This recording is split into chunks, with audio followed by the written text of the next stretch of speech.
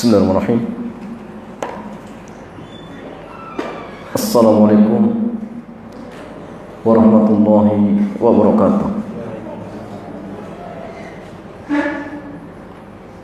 Alhamdulillah wassalatu wassalamu ala Rasulillah wa ala alihi wa sahbihi ajma'in, amma ba'd. Ikhwan wa akhwati fillah, alhamdulillah di kesempatan sore yang mulia ini Allah kembali kumpulkan kita di tempat yang sangat mulia ini, yaitu salah satu di rumah-rumah Allah. Dan jamaah sekalian, orang-orang yang kumpul di majlis ilmu adalah orang-orang yang memang Allah kehendaki kebaikan, baik kebaikan terkait dunianya, kebaikan terkait akhiratnya, atau kebaikan ya di alam barzakh. Dan kita berharap jemaah mudah-mudahan kita semua kelak akan dimudahkan oleh Allah untuk masuk ke dalam surganya. Ya jemaah yang dirahmati Allah, sore hari ini insyaallah kita akan memulai mengkaji tafsir, dan tepatnya nanti tafsir surat di juz am. Tetapi jemaah ya, tidak tepat kalau seandainya misalkan kita membahas juz amma kemudian Al-Fatihah tidak dibahas. Karena Al-Fatihah sekali lagi terkait tentang rukun salat. Nah, sehingga penting untuk kita kaji walaupun bukan termasuk juz amma. Jamaah sekalian, berbicara surat Al-Fatihah, maka surat Al-Fatihah merupakan surat yang pertama yang berada di mushaf Al-Quran. Sehingga nanti ini terkait dengan namanya ya. Dan terakhirnya surat An-Nas. Surat An-Nas. Pertanyaan jemaah, urutan surat-surat yang kita baca di mushaf Al-Quran, apakah hal ini termasuk perkara tauqifiyah atau perkara ijtihad dari kalangan para ulama? Di tertib surat itu ya, Al-Fatihah, kemudian Al-Baqarah, kemudian Ali Imran sampai nanti An-Nas. Apakah ini tauqifiyah? Jadi tauqifiyah itu artinya sesuatu yang memang dari sananya dari Allah, sesuatu yang tidak bisa ditetapkan kecuali dengan dalil. Apa perkara ini? Perkara ijtihad ya. Jawabannya yang tepat, perkara ini merupakan perkara tauqifiyah, memang dari sananya. Kenapa jemaah? Jawabannya karena Quran itu pernah turun 2 kali. Dalam artian gini, Quran itu pernah turun 1 kali 30 juz 1 paket. Dari mana jemaah? Dari Naw al-Mahfud atau dari langit 7 ke Baitul Izzah, langit dunia. Kemudian dari langit dunia turun kepada Rasulullah selama 23 tahun. 13 sekian di Mekah, kemudian sisanya di mana? Madinah. Dan dari sinilah muncul istilah apa? Makkiyah dan Madaniyah. Ya. Makkiyah itu surat yang turun kepada Rasul sebelum beliau hijrah. Adapun Madaniyah adalah surat yang turun kepada Nabi setelah beliau hijrah. Dan jamaah sekalian, 23 tahun ini turun terkadang berkaitan dengan apa? Sebab. Sehingga sering dikenal dengan istilah apa? Asbabun nuzul. Sebab turunnya ayat ataupun surat seperti itu. Kemudian masalahnya, surat Al-Fatihah surat Al-Fatihah merupakan surat yang pertama kali turun secara lengkap. Surat Al-Fatihah merupakan surat yang pertama kali turun secara lengkap. Dalam artian gini, turun dari ayat yang pertama sampai terakhir. Itulah surat Al-Fatihah. Jazakallahu khair. Adapun kalau ayat yang pertama kali turun ayat apa jam? Ayat surat Al-Alaq 5 ayat. Ya, sisanya berikutnya. Tapi kalau satu paket dalam artian dari ayat yang pertama sampai terakhir lengkap, yang pertama adalah surat Al-Fatihah. Kalau surat terakhir turun apa jam? Yang terakhir turun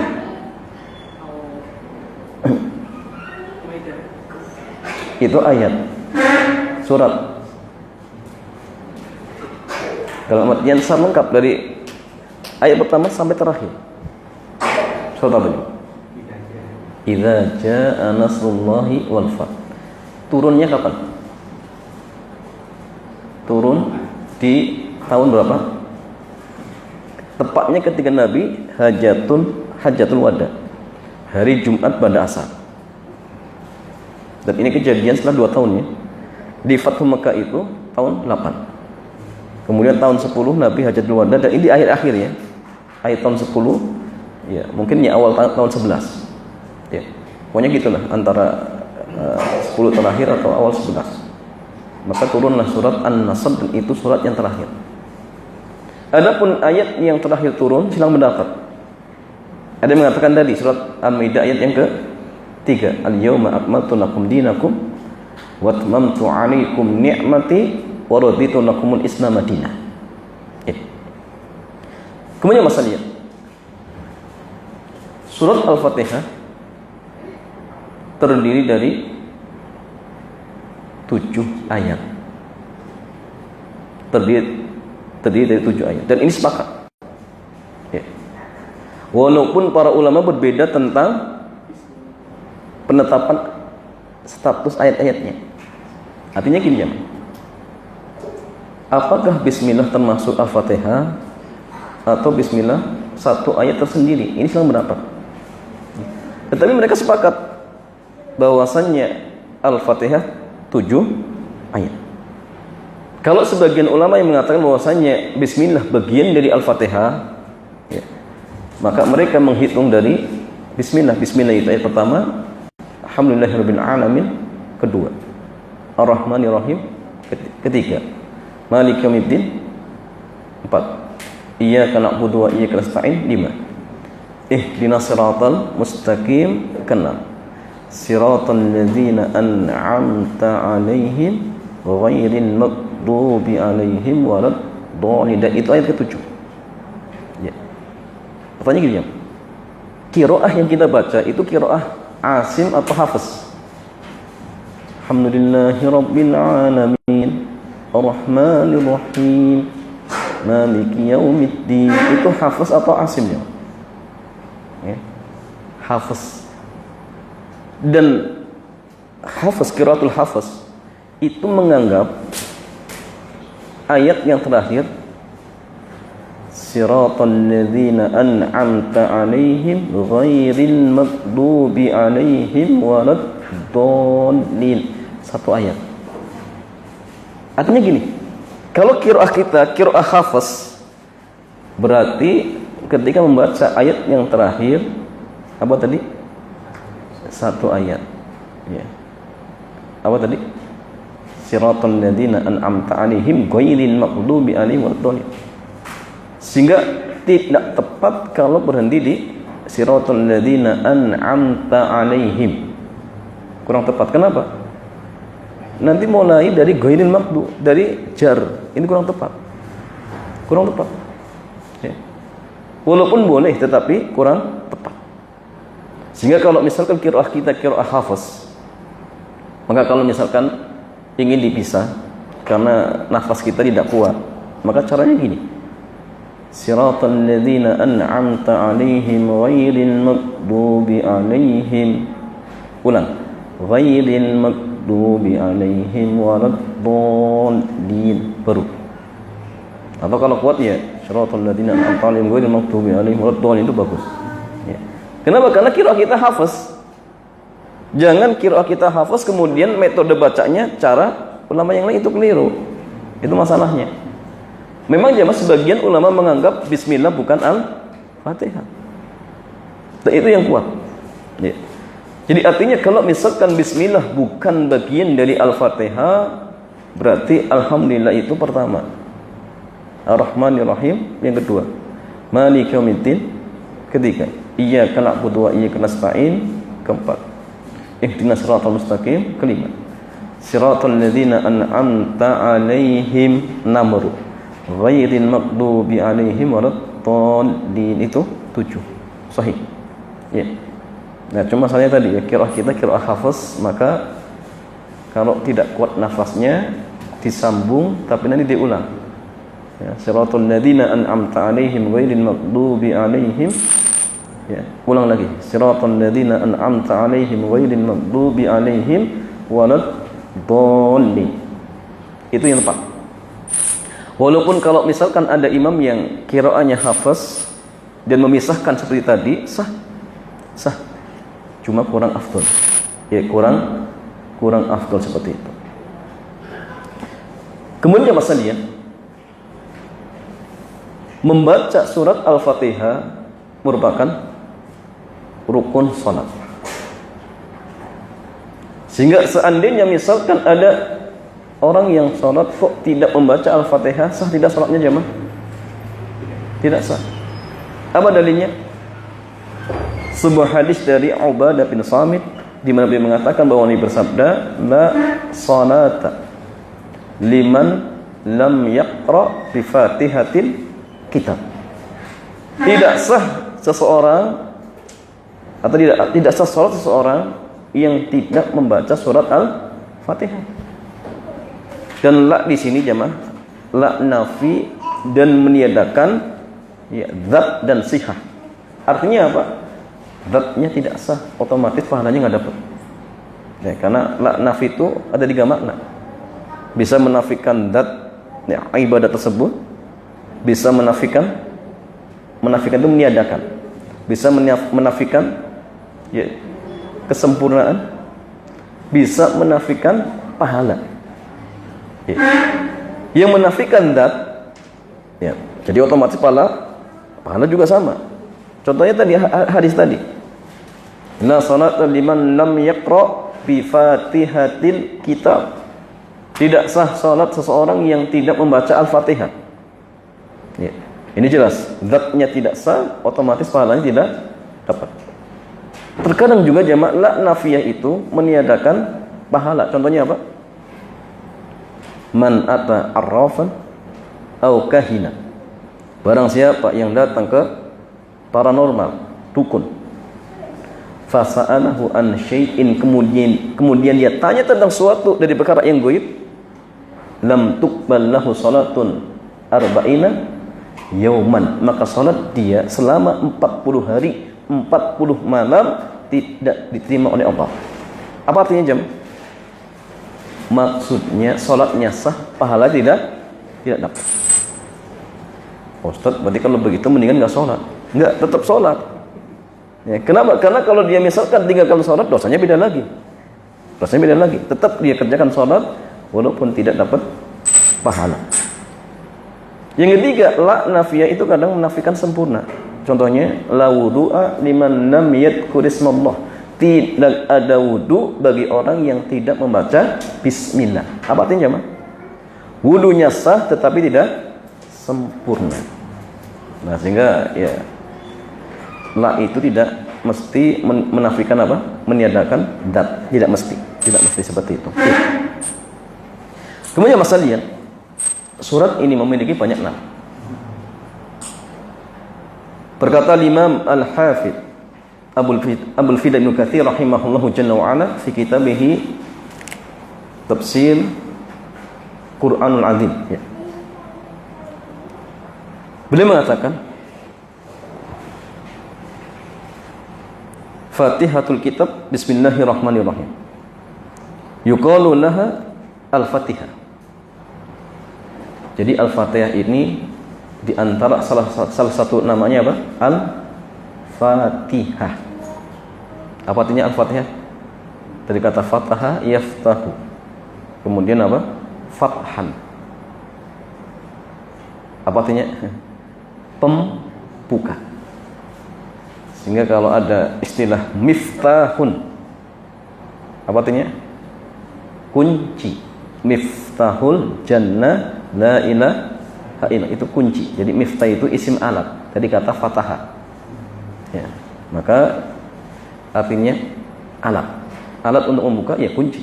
Ya. Kenapa jemaah? Ay Fatihatul kitab khatun, maksudnya ya pembuka kitab secara khot. Apa khot? Khot itu tulisan. Ya. Maka jemaah, kalau antum buka ya mushaf Al-Qur'an, maka surat yang pertama kali dibaca apa? Ditulis apa ditulis? Apa jemaah? Al-Fatihah. Ya. Bukan apa surat yang lain. Al-Fatihah, maka dikatakan Fatihatul kitab. Ya. Wa biha tuftahul qira'atu fi sholati. Ya. Begitu pula sebab yang lain, karena Al-Fatihah menjadi pembuka sholat. Bahkan termasuk apa jemaah? Termasuk wajib rukun. Rukun. Karena beda antara wajib dan rukun beda. Rukun, syarat, wajib itu beda.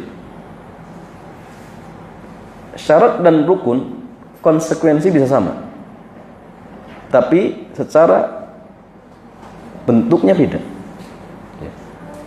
Syarat sama, ketika tidak ada ya maksudnya tidak ada. Contoh misalkan sholat syaratnya wudu, nggak ada wudu ya nggak ada sholat. Walaupun ini ada perbedaannya antara syarat berupa perintah, berupa larangan. Ada beda jam. Syarat berupa perintah itu seperti contoh tadi wudu. Walaupun lupa tetap nggak sah sholatnya. Tapi kalau syarat berupa larangan, kalau lupa bisa sah sholatnya. Contohnya apa? Sholat dilarang bawa najis. Kalau ada seseorang sholat lupa membawa najis, setelah salam assalamualaikum warahmatullah, assalamualaikum warahmatullah, ternyata dia tahu, waduh ada najisnya, sah tidak sholatnya? Sah. Oh Ustaz, ini kan syarat sah. Iya sahih, tapi ini syarat berupa larangan dan akan gugur ketika lupa. Apa dalilnya? Nabi suatu ketika Nabi pernah sholat, di tengah sholat malaikat Jibril turun dan mengkabarkan bahwa di bawah sandal Nabi ada apa? Darah kerak najis. Kemudian Nabi melemparkan sandalnya dan para sahabat ikut-ikutan ya, karena mereka juga ya, pokoknya intinya Nabi melakukan ikut. Dikira wahyu, ternyata ada sebab. Dan yang menarik ya Nabi tidak membatalkan sholat dan beliau melanjutkan, sehingga artinya apa? Rakaat pertama yang beliau sholat dengan membawa najis, yang beliau nggak tahu, dianggap. Maka dari sinilah para ulama kita mengatakan berarti orang yang sholat membawa najis dan dia nggak tahu, sholatnya sah. Sholatnya sah. Dan ini yang kuat di kalangan para ulama kita seperti itu. Tapi kalau syarat berupa perintah tidak akan gugur. Ya, tidak akan gugur. Ya. Tapi ada bedanya dengan rukun. Kalau salat itu di luar, wudu itu tidak masuk rangkaian salat. Ya. Kalau rukun gini, rukun itu jelas. Kalau nggak ada ya salat nggak ada. Ya. Dan rukun itu masuk dalam rangkaian ibadah salat tersebut. Contoh misalkan ruku, sujud itu masuk rangkaian salat. Nah itu bedanya antara rukun dan syarat. Itu bedanya seperti itu. Tapi konsekuensinya hampir sama. Ya ada sedikit perbedaan seperti tadi. Syarat berupa larangan ada perbedaan sedikit. Ya walaupun kalau mazhab Hanifah itu lebih enak lagi jangan. Jadi kalau mazhab Abu Hanifah itu mereka berpendapat bahwasanya menghindari najis itu syarat wajib. Ya. Dan kata mereka gini, kalau sholat dengan sengaja membawa najis, kata mereka sah, tapi berdosa. Tapi kalau nggak sengaja, kalau dia misalkan tahu, tapi nggak mampu untuk menghilangkan, contoh misalkan kalau dilepas pakaiannya terbuka auratnya, nggak mungkin. Kata mereka lanjutkan saja. Apakah dia berdosa? Tidak. Terus bagaimana dengan sholatnya? Sah. Ini mazhab Abu Hanifah. Dan ini diperkuat atau jadikan pegangan oleh Syekh Abu Malik Kamal, pengarang kitab Sahih Fikih Sunnah dan Fikih Sunnah Linisa. Beliau lebih condong pendapat Abu Hanifah. Ya. Tapi ulama jamaah pendapat jumhur lebih kuat. Ya, kalau sengaja salatnya bisa batal seperti itu. Tapi kalau nggak sengaja sah salatnya. Iya. Jadi jamaah sekalian, Al-Fatihah dikatakan Al-Fatihah karena tuftahatu qiraatu fi shalah. Dia dibaca ya ketika salat pembuka. Wa yuqalu laha aidan umul kitab 'inda al-jumhur. Dan Al-Fatihah dinamakan dengan umul kitab menurut jumhur ulama ahli tafsir, kebanyakan ulama ahli tafsir. Dzakaru Anas wal Hasan wa Ibnu Sirin ya kariha tasmiyatahu bidzalik, tetapi Al-Imam Al-Hasan kemudian Ibnu Sirin mereka tidak suka ya, menamakan Al-Fatihah dengan apa? Umul kitab, nggak suka ya. Berkata Al-Hasan wa Ibnu Sirin, innama dzalika naw al-mahfud, alasannya karena umul kitab itu ya naw al-mahfud, jadi kitab yang di naw al-mahfud. Jadi kalau untuk Quran yang kita pegang itu kurang tepat kata mereka. Nah, sehingga mereka nggak suka. Iya, itu alasannya. Dan beliau mengatakan wa qala Al-Hasan al-ayatul muhkamat hunna umul kitab. Ya, jadi ayat-ayat yang muhkamat itu umul kitab. Ya, maka dari sinilah mereka tidak suka. Ya, kemudian masalian an yuqala laha umul Quran. Jadi Al-Fatihah juga disebut dengan umul Quran. Apa itu induk ya, induknya Al-Qur'an. Ya. Wa qad thabata fil hadits sahih 'inda Tirmidzi wa sahahahu an Abi Hurairah radhiyallahu ta'ala anhu. Ya. Dalam hadis yang sahih ini diriwayatkan oleh Imam At-Tirmidzi dan beliau mensahihkan dari Abu Hurairah, beliau mengatakan bahwa Nabi bersabda, alhamdulillahi umul Quran. Jadi alhamdulillah itu umul Quran. Wa umul kitab, dan umul kitab wasab'ul mathani, dan 7 ayat yang selalu diulang-ulang ya. Bahkan sehari itu harus berapa kali ya? Minimalnya berapa kali? 17 kali. Dan inilah kenapa disebut dengan sab'ul mathani. Jadi 7 ayat yang diulang-ulang seperti itu. Wal Qur'anul Azim, dan disebut juga dengan Al-Qur'anul Azim. Kemudian wa yuqalu laha alhamdu. Al-Fatihah dinamakan juga dengan alhamdu. Ada berapa jamaah? Jadi ada Al-Fatihah, kemudian ada Ummul Kitab, kemudian Ummul Quran ya. Kemudian alhamdu ya. Wa yuqalu laha as-shalah, dinamakan juga as-shalah jemaah.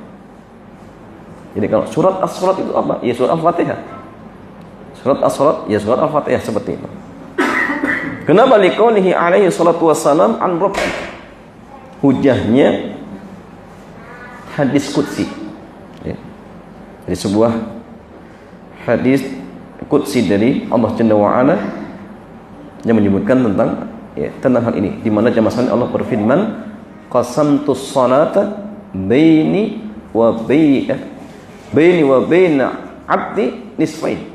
Jadi Allah berfirman, saya membagi salat ya, menjadi 2 bagian. Satu bagian untukku dan satu bagian untuk hambaku.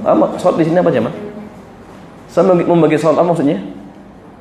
Bacaan Al-Fatihah. Jadi di antara nama Al-Fatihah as-salah. Ini dalilnya. Wa idza qala al-'abdu alhamdulillahi rabbil alamin. Ketika seorang hamba membaca alhamdulillahi rabbil alamin, qala Allahu jalla wa ala, maka Allah berfirman, hamidani abdi, hambaku telah memujiku. Oh, jadi jamaah ternyata ketika antum salat membaca Al-Fatihah, di situ ada dialog jamaah. Dialog. Satu ayat jamaah, di situ ada jawaban. Maka ingat, tidak layak seseorang sholat kok tergesa-gesa. Ya. Bahkan yang terbaik kata Syekh Muhammad bin Nasiruddin Al-Albani, beliau mengatakan gini, Yang terbaik itu membaca apa? Ayat per ayat. Alhamdulillahirabbil alamin. Karena ada jawabannya. Ar-Rahmanir Rahim. Diam. Maliki yaumiddin. Diam. Iyyaka na'budu wa iyyaka nasta'in. Diam. Ihdinas siratal mustaqim. Jangan, apalagi tujuannya satu nafas. Ini biasanya pas kapan ya, Mas? Pas Ramadan. Ya. Kerjanya cepat. Padahal Masya Allah Ramadan bulannya istimewa ya. Ini kadang-kadang itu gini ya, Mas, karena imam yang jahil. Jadi yang jadi korban itu jamaah. Salatnya jamaah dirusak oleh imam yang jahil. Kasihan. Harusnya pas Ramadan dia panen pahala, tapi karena imam yang jahil akhirnya apa? Rusak semua salatnya. Ya, maka ya hati-hati. Mending santai, walaupun mungkin nggak panjang, tetapi sah salatnya. Daripada apa? Ngejar banyak, nggak sah semuanya. Oh, percuma ya, percuma. Nah, sehingga di sini memang harus ya, benar-benar apa? Selektifnya, jangan sembarangan. Jangan sembarangan. Kemudian masalahnya, fasumiyatil fatihatu as-salatan li'annaha syartun fiha.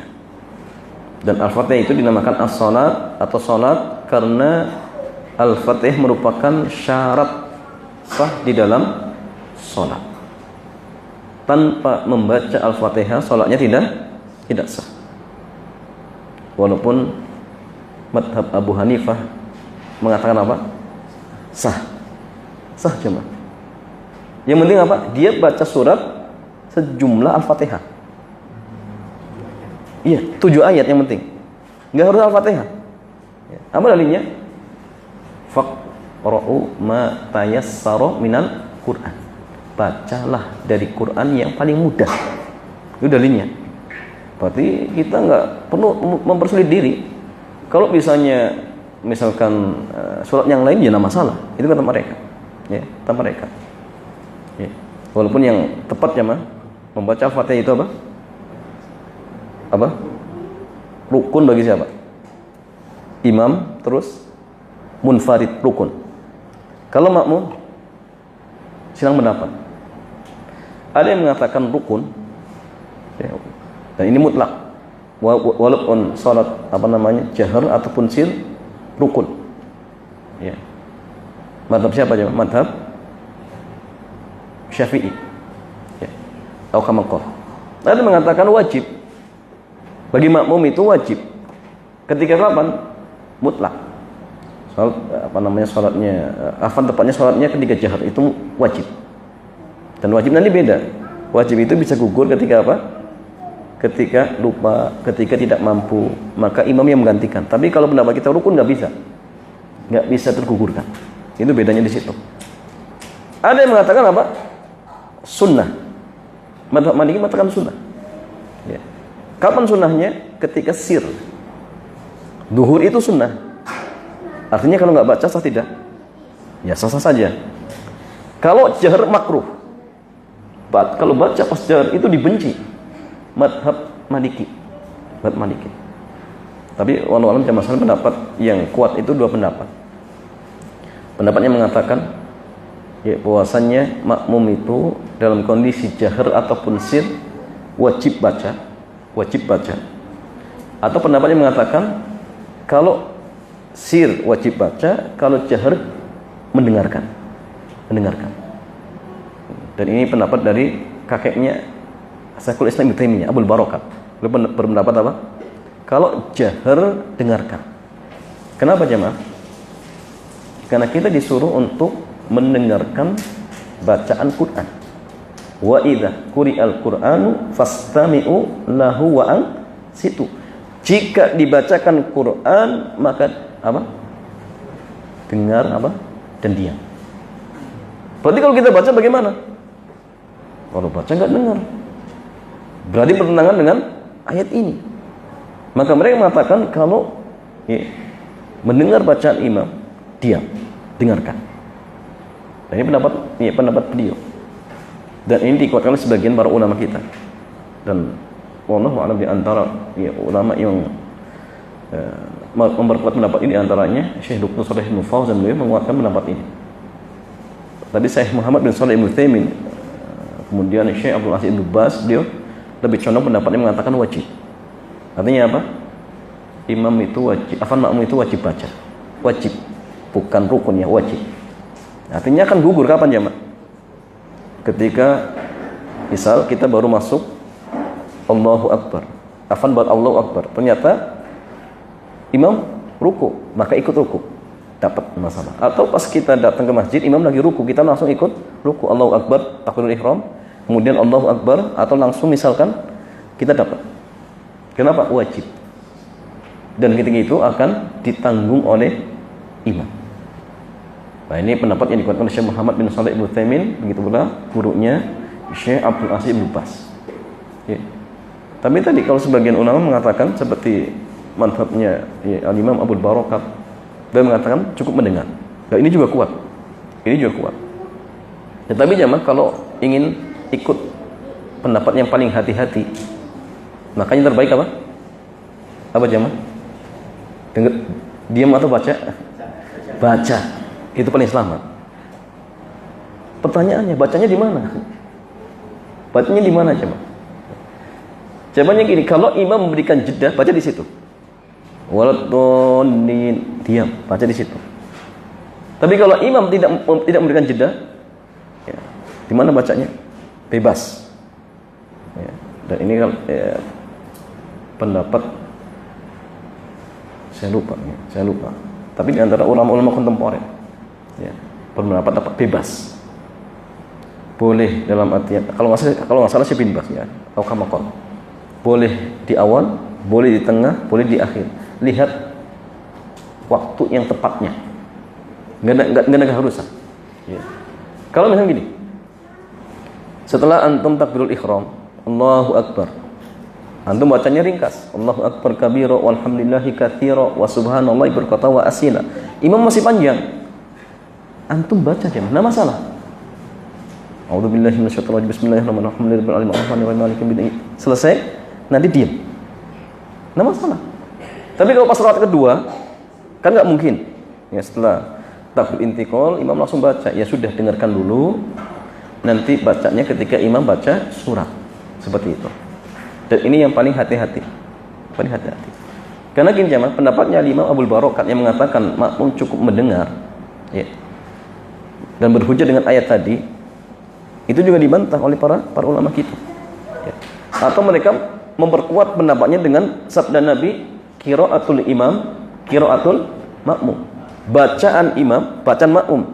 Sayangnya jamaah, hadis ini lemah.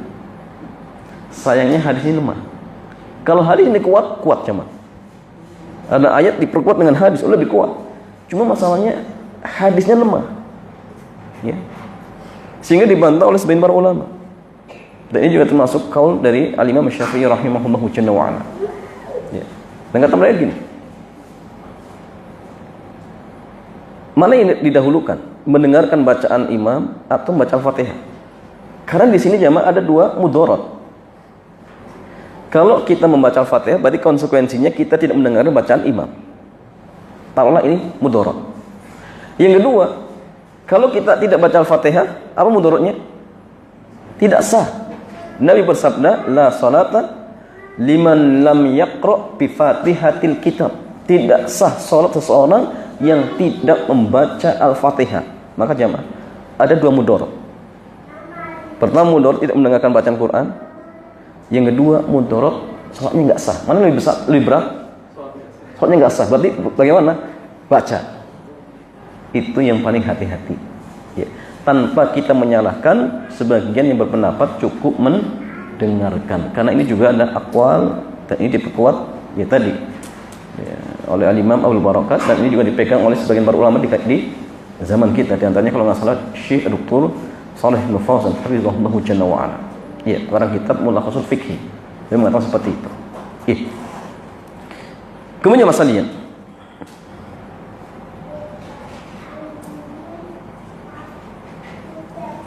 wa yuqalu laha syifa. Wa yuqalu laha syifa atau syifa'u. Dan Al-Fatihah juga disebut dengan atau dinamakan dengan syifa. Apa syifa artinya? Obat. Surat syifa itu surat apa? Surat Al-Fatihah maksudnya. Ya. Kenapa jemaah dikatakan syifa? Lima rawahu ad-Darimi an Abi Sa'id marfu'an. Dalilnya sebuah hadis yang diriwayatkan oleh Al-Imam Ad-Darimi dari Abu Sa'id. Dan hadis ini marfu sampai ke Nabi. Di mana Rasul bersabda, "Fatihatul kitab syifaun min kulli sam." Ya. Fatihatul kitab itu obat untuk segala macam apa? Penyakit atau racun. Ya. Maka dari sinilah para ulama menamakan Al-Fatihah sebagai syifa. Itu pula kisah aja. Ada seorang sahabat, sekumpulan sahabat, singgah di suatu daerah. Ternyata ya, penduduk tersebut tidak menjamu. Setelah para sahabat pergi, ternyata kepala sukunya apa? Terkena sengatan binatang berbisa. Akhirnya mereka mengutus satu utusan untuk meminta sahabat meruqyah. Akhirnya sahabat meruqyah dengan syarat, saya mau meruqyah tapi dibayar dengan apa? Kambing. Akhirnya mereka mau, kemudian diruqyah. Dan mereka membaca Al-Fatihah aja. Membaca Al-Fatihah. Ya. Maka inilah kenapa dikatakan bahwasanya Al-Fatihah syifa, karena memang sebagai obat ya, obat. Ya. Dan gini jemaah, dari ini juga menunjukkan bahwasanya boleh menyembuhkan non muslim dengan apa? Dengan ruqyah sahih. Nah, ini kan non muslim. Ketika itu belum masuk Islam jemaah, belum, atau ya wallahu alam setelah itu masuk Islam, tapi ketika itu dia non muslim. Ya. Dan jemaah sekalian, mereka para sahabat tetap meruqyah. Sehingga ini juga faedah jemaah. Boleh tidak ketika ada misalkan non muslim sakit, kemudian antum mendoakan, ya Allah sembuhkan penyakitnya, boleh tidak? Boleh tidak jemaah? Ada tetangga antum non muslim, kemudian antum doakan, ya Allah sembuhkan penyakitnya, boleh? Boleh? Boleh. Darinya tadi sahabat meruqyah. Ya. Tapi gini jemaah, kondisi orang kafir ketika sakit dan sehat lebih mending mana jemaah? Lebih mending mana jemaah? Sakit. Kenapa? Kalau sakit enggak beribadah kemana jemaah? Ya, di rumah terus. Tapi kalau sembuh, datang lagi dia, membestain awal lagi. Berarti yang terbaik mana ya? Biarkan. Tapi hukumannya boleh, tidak masalah. Cuma gini jemaah, ada doa yang paling penting untuk mereka. Apa jemaah? Doa hidayah. Karena percuma antum doakan sembuh, ternyata enggak masuk Islam, mati dalam kondisi non muslim, percuma. Tapi kalau antum doakan agar dapat hidayah, masya Allah, ternyata setelah itu meninggal misalkan, enggak sembuh sakitnya, oh itu lebih luar biasa. Ya. Sehingga kalau ingin mendoakan yang lain, maka jangan lupa doakan apa? Agar dapat hidayah dari Allah. Ya, seperti itu paling baik, paling terbaik. Tapi gini, kalau misalkan mereka sudah meninggal dunia, boleh tidak mendoakan agar mendapatkan rahmat? Boleh? Enggak boleh. Apa dalilnya? Firman Allah Jalla wa Ala, "Maka lin nabiyyi wal ladzina amanu an yastaghfirul musyrikin." Tidak layak bagi seorang nabi dan orang-orang yang beriman untuk memintakan istighfar bagi orang-orang apa? Ya, musyrik. Yang mereka mati dalam kondisi musyrik. Ini dalilnya, enggak boleh. Tapi kalau masih hidup boleh. Silakan, enggak masalah. Tapi ingat, ada hal yang paling penting apa jemaah tadi? Hidayah. Doakan hidayah. Ini paling penting. Kemudian jemaah sekalian, wa yuqalu laha ar-ruqyah. Disebut juga dengan ruqyah. Ya tadi kisahnya ya, para sahabat meruqyah ya orang yang kena sengatan binatang berbisa. Ya. Jadi kalau antum ingin mengobati pasien dengan cara ruqyah, di antara ayat ataupun surat yang sangat dianjurkan untuk dibaca adalah Al-Fatihah. Dalilnya tadi. Ya. Walaupun masalahnya seluruh ayat Al-Qur'an itu obat. Allah berfirman, "Wa nunazzilu minal Qur'ani ma huwa syifaa'un wa rahmatun lil mu'minin. Dan kami turunkan dari Al-Qur'an ini di dalam terdapat apa? Obat dan rahmat bagi orang-orang mukmin. Sehingga artinya Quran itu ruqyah. Ya. Bahkan ya begini. Di antara sebab yang paling manjur itu apa? Quran. Sahih. Jadi pengobatan yang paling manjur itu Quran. Cuma kenapa ketika seseorang diruqyah nggak sembuh jemaah? Kenapa? Ya. Masalahnya bukan di Qurannya. Banyak faktor ya. Banyak faktor. Baik dari peruqyahnya sendiri atau yang diruqyah. Dan ini akan menentukan. Karena gini, obat itu sehebat apapun statusnya cuma satu, apa jemaah? Sebab, itu saja. Mau antum minum obat yang paling mahal, sebab, udah itu saja. Yang menyembuhkan siapa? Allah Subhanahu wa taala. Sahih. Jadi tidak ada bedanya antara antum dibacakan Al-Fatihah dengan antum berobat yang biayanya mungkin super mahal, sama saja. Kalau Allah tidak menghendaki sembuh, ya tidak akan sembuh. Tidak akan sembuh jemaah. Makanya gini, kalau antum ingin mengambil sebab, ada kaidah-kaidah jemaah. Dan ini perlu diperhatikan. Ya. Pertama di antara kaidah dalam mengambil sebab, ingat, sebab yang dibolehkan cuma dua. Apa jemaah? Sebab syar'iyah dan kauniyah qadariyah. Sebab syar'iyah itu seperti apa? Sebab syar'iyah itu sebab yang berdasarkan dalil syar'i. Contohnya apa? Ruqyah. Kemudian apa? Habatus sauda. Kemudian madu. Ini obat syar'i. Ya. Dan jelas ini sepakat boleh. Yang kedua, obat yang berdasarkan apa coba? Uji coba. Baik secara herbalis ataupun medis. Maka ini boleh, nama masalah. Yang penting intinya terbukti secara apa? Ilmiah. Tidak boleh berdasarkan dugaan-dugaan tanpa bukti. Contoh dulu kasus apa? Batu ponari. Ya. Celupkan, minum sembuh. Ya masalahnya. Secara penelitian ilmiah nggak terbukti. Berarti ini pengobatan yang haram, nggak boleh. Nggak boleh. Jadi ingat, pengobatan atau sebab yang dibolehkan cuma dua, syar'i dan kauniyah qadariyah, cuma dua. Kemudian jamaah sekalian, kaidah yang kedua, gini. Sehebat apapun sebab, ingat, sehebat apapun sebab, ya, maka ingat, hal itu terikat dengan takdir Allah. Ya, terikat dengan takdir Allah. Dan nanti dalam kaidah takdir ada lagi. Ya. Kalau Allah tidak menghendaki, tidak akan terjadi. Makanya gini jam. Api itu sebab membakar. Apakah semua api pasti membakar? Pasti tidak. Enggak, contohnya apa? Ah, sahih. Api yang digunakan untuk membakar Nabi Ibrahim enggak membakar. Kenapa? Allah tidak menghendaki. Ya. Air sebab menenggelamkan. Apakah semua air pasti menenggelamkan? Belum tentu.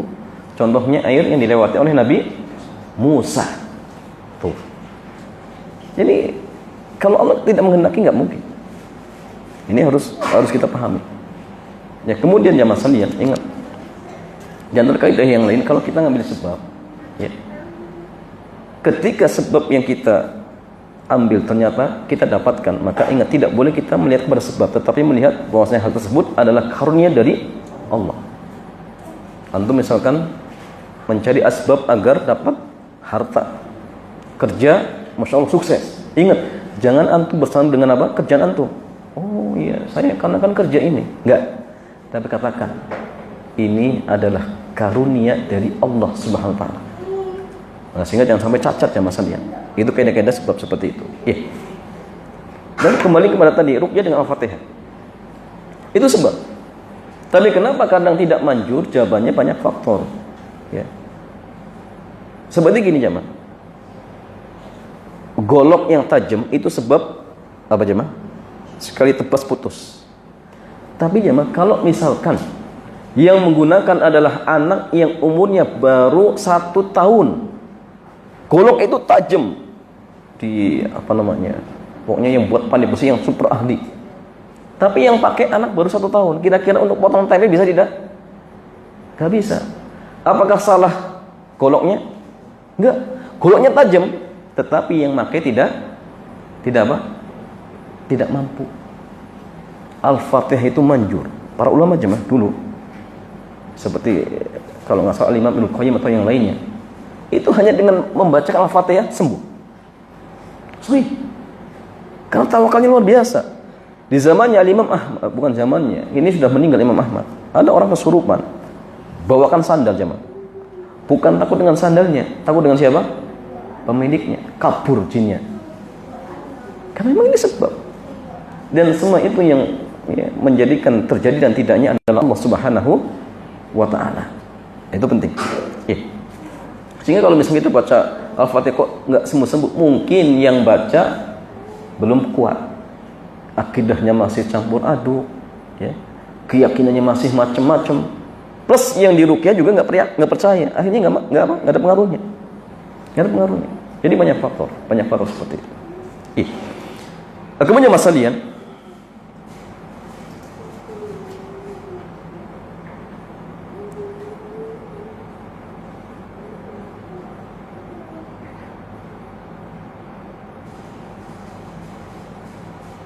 warawa Asy-Sya'bi an Ibnu Abbas radhiyallahu taala anhuma sammaha asasul Quran. Jadi Asy-Sya'bi mendengar dari Ibnu Abbas bahwa Ibnu Abbas menamakan Al-Fatihah dengan asasul Quran. Asas itu pokoknya Al-Quran.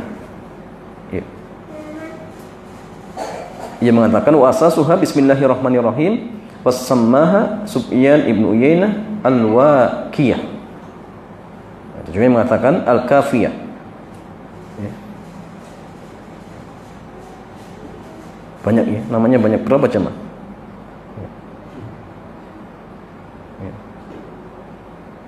Pokoknya banyak sekali. Antum tinggal di diringkas ya. Tadi ada Umul Kitab, kemudian ada Al-Fatihah, ada Umul Quran, kemudian ada Ruqyah, ada As-Salah, Al-Kafiyah, ya. Ada Alhamdu. Ini di antara nama-nama Al-Fatihah seperti itu.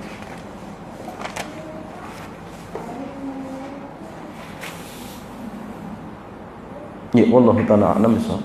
Ya. Tinggal 8 menit jemaah. Kalau bertanya dipersilakan. Ya. Nanti kita lanjutkan ya di pertemuan yang berikutnya terkait tentang ya mungkin ta'awud. Kemudian nanti bismillah, baru nanti masuk ayat per ayat seperti itu. Wallahu a'lam bishawab. Setelah itu baru nanti kita masuk dari An-Nas mungkin ya, seperti itu. Wallahu a'lam bishawab. Ya demikian jemaah, kalau ada pertanyaan dipersilakan. Fadhal.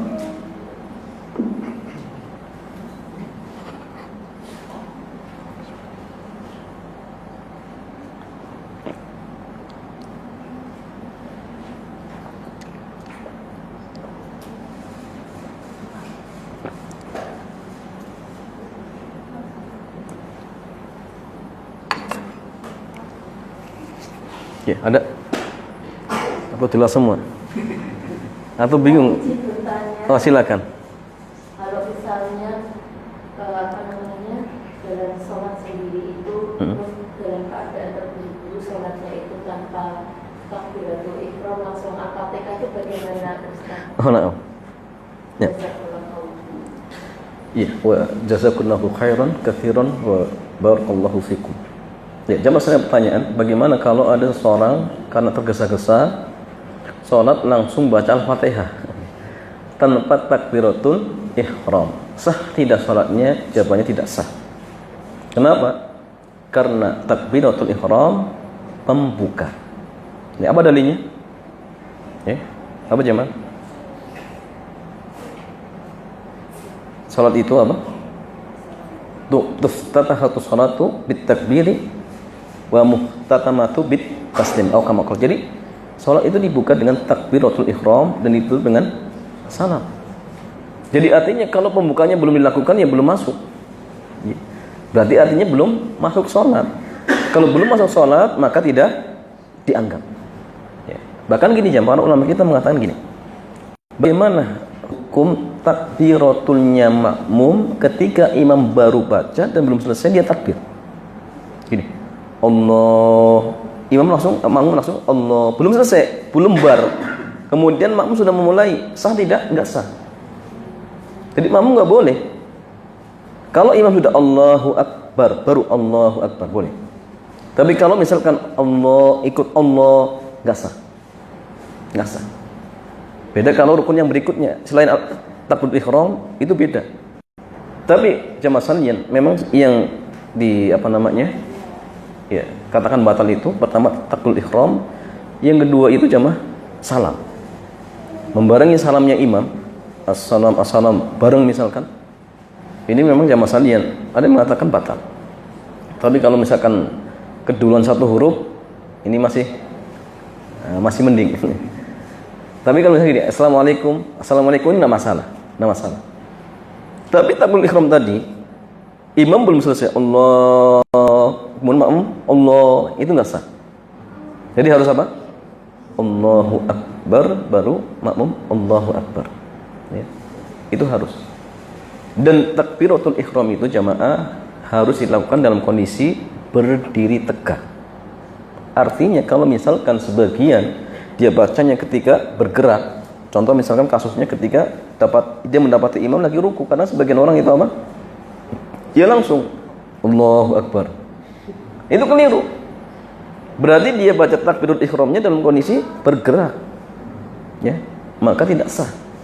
Jadi harus dia baca takbiratul ihram dalam kondisi berdiri tegak, Allahu Akbar. Baru turun ruku. Boleh dia langsung turun, boleh dia baca takbir intikal, boleh, enggak masalah. Tapi intinya takbiratul ihramnya dalam posisi berdiri tegak. Ya, sehingga kalau tadi jamaah enggak baca sama sekali, apalagi ya. Yang baca saja membarengi imam bisa tidak sah, apalagi tidak baca sama sekali, karena dia belum dianggap masuk sholat. Kalau belum dianggap masuk sholat berarti ya tidak sah sholatnya seperti itu. Terus bagaimana konsekuensinya? Diulang, ya, diulang seperti itu. Wallahu ta'ala a'lam bis-shawab. Ya. Kalau takbiratul ihramnya imam 2 kali gitu, pertama Allahu Akbar, terus kita Allahu Akbar, ternyata imam mengulang Allahu Akbar lagi gitu, kita harus mengulang kan? Kalau imam misalkan takbir 2 kali Allahu Akbar, makmum sudah pertama, ya batalkan kalau dia ingin jadi makmum. Ya. Cuma masalahnya gini, bagaimana dengan sholatnya imam, sah tidak? Sebagian ulama mengatakan gini, mengulang takbiratul ihram kedua itu batal. Gini, Allahu Akbar tambah Allahu Akbar, berarti nambah rukun dengan sengaja, batal. Kalau ditambah satu lagi jadi sah. Allahu Akbar tambah 2, Allah batal. Allahu Akbar baru mulai. Tambah keempat Allahu Akbar batal lagi. 5 Allahu Akbar baru mulai. Itu ada ulama memperinci seperti itu. Ya, sehingga menambah takbiratul ihram. Allahu Akbar tambah sengaja Allahu Akbar itu membatalkan. Jadi ulangnya nanti ketiga Allahu Akbar baru. Kecuali gini, Allahu Akbar dia ngomong, oh sudah batal, ya berarti ulang dari awal. Tapi kalau dalam artian dia sengaja menambahnya seperti itu, para ulama kita mengatakan dengan menambah yang kedua itu jadi membatalkan. Nah kalau ingin sah, ya ulang dari awal. Berarti karena kedua itu batal. Ya. Maka gini, jangan mengulang-ulang takbiratul ihram seperti itu. Ya. Walaupun memang silang pendapat terkait tentang bagaimana hukumnya menambah Al-Fatihah dengan sengaja, silang pendapat. Tapi yang sahih kalau Al-Fatihah makruh kalau sengaja.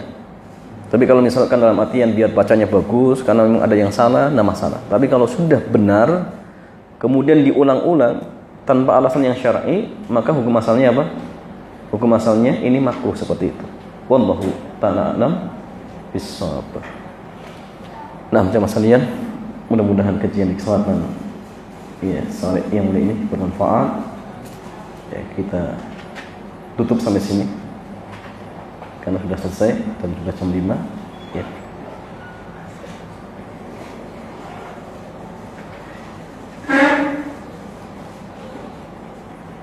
Kita tutup jam sekalian. Subhanakallahumma bihamdik asyhadu an la ilaha illa anta astaghfiruka wa atubu ilaik. Assalamualaikum warahmatullahi wabarakatuh.